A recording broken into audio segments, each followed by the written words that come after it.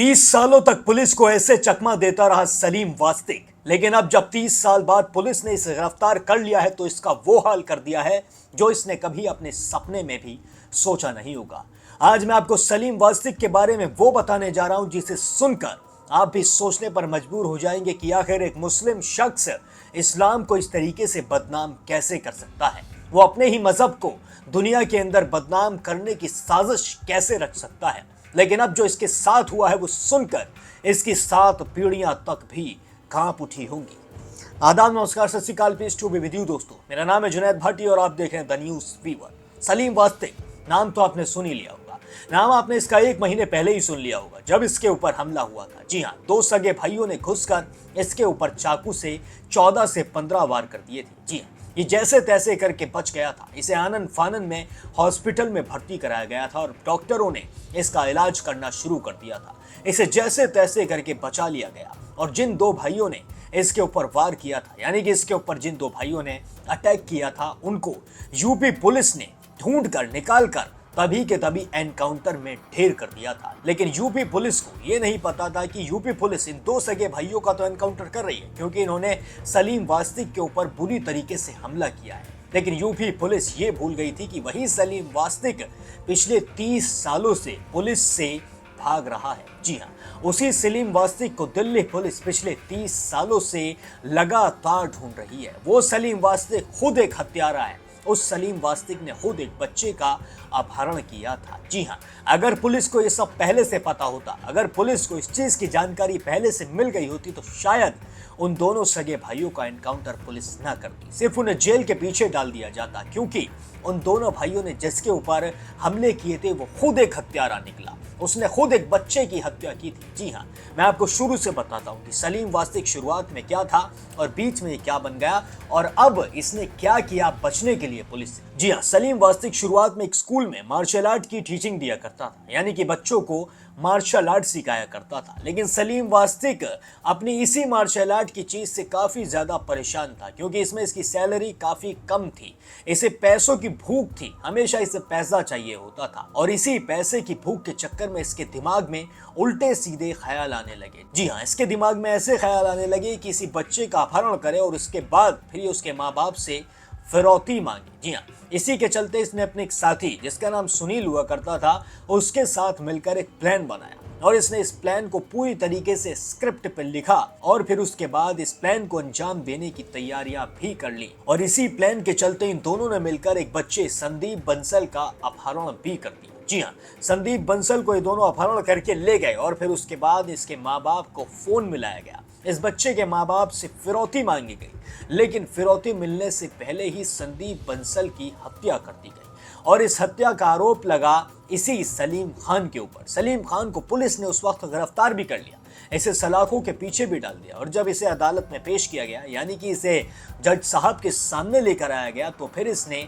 अपना जो गुनाह था उसे भी कबूल कर लिया। शुरुआत में इसने थोड़ी बहुत आनाकानी की, थोड़े बहुत झूठ बोले, लेकिन जब पुलिस ने इसके ऊपर डंडों से बरसात की और इससे कड़ी पूछताछ की गई, इसकी अच्छे से खातिरदारी की गई, तो फिर इसने सारे राज खोलने शुरू कर दिए और एक एक करके सारे सच बोलने भी शुरू कर दिए। इसने पुलिस से कह दिया कि हाँ, मैंने ही संदीप बंसल का अपहरण किया था और मैंने ही संदीप बंसल की हत्या की थी, जिसके बाद पुलिस ने इसे सलाखों के पीछे भी डाल दिया।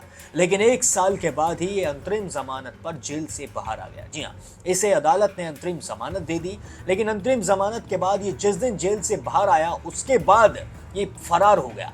ये दोबारा से गया ही नहीं अदालत में। जी हाँ, ये दोबारा से इसने सरेंडर ही नहीं किया, ये पूरी तरीके से वहां से फरार हो गया और फिर पुलिस इसे लगातार दर बदर ढूंढती रही। लेकिन सलीम वास्तिक क्यों मिल रहा है? क्योंकि सलीम वास्तिक तो गायब हो चुका था, ये वहां से भाग गया और इसने अपना दूसरा काम करना शुरू कर दिया। सलीम वास्तिक इसने अपना नाम भी बदल दिया। जी हाँ, इसने कुछ और नाम रख लिया दूसरे शहर में जाकर और पूरी तरीके से अपनी पहचान छुपा ली। और जो इसका भाई हुआ करता था उससे इसने कह दिया कि पूरे मोहल्ले में, पूरे गांव में ये ऐलान कर दो, ये अफवाह फैला दो कि सलीम को हार्ट अटैक आया और उसकी मौत हो गई। जी हाँ, और इसके भाई ने बिल्कुल ऐसा ही किया जैसा इसने उससे करने के लिए कहा था।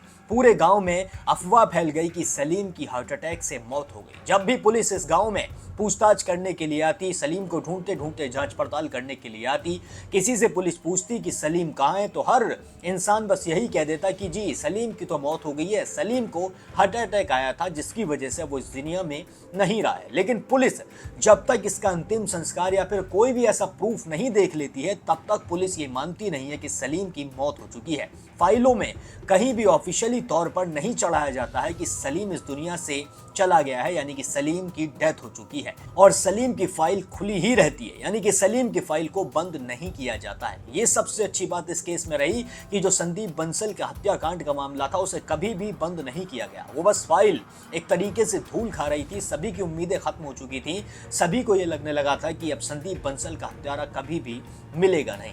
इसी दौरान सलीम वास्तिक कई सारी जगह पर घूमता है, कई सारी जगहें बदलता है और फिर एंड में आकर ये लोनी में बस जाता है। जब इसे दिखता है कि देश में किस तरीके के हालात चल रहे हैं, किस तरीके से लोग अपने आप को ऊपर लेकर जा रहे हैं, और ये तरीका वही है कि धर्म को बुरा भला कहना, दो धर्मों को एक दूसरे से लड़ाना। जी हाँ, सलीम वास्तिक ने इसी रास्ते का इस्तेमाल करना शुरू कर दिया। सलीम को लगा कि मैं इस रास्ते पर चलूंगा तो शायद मैं पुलिस से बच जाऊंगा और जो मुझे उम्र कैद की सजा हुई है वो खत्म हो जाएगी। जी हाँ, सलीम यूट्यूब पर अपने आप को एक्स मुस्लिम कहने लगा और फिर उल्टी सीधी बयानबाजी करने लगा, यानी कि मुस्लिम समुदाय को उल्टा सीधा कहने लगा। टीवी डिबेट्स तक में सलीम वास्तिक को बुलाया जाने लगा क्योंकि ये खुद को एक्स मुस्लिम कहता था। इसी दौरान सलीम पर अटैक भी हो गया। जी हाँ, सलीम पर जब अटैक हुआ तो फिर इसकी इलाज भी हुआ और इलाज के दौरान यूपी पुलिस ने सलीम की सारी जांच पड़ताल की, क्योंकि एक्यूज हो या फिर भाई विक्टिम हो, जांच पड़ताल तो होती है, सारी चीज़ें निकाली जाती हैं। और जब सारी चीज़ें यूपी पुलिस निकाल रही थी तो फिर पिछली कुछ चीज़ें मिली,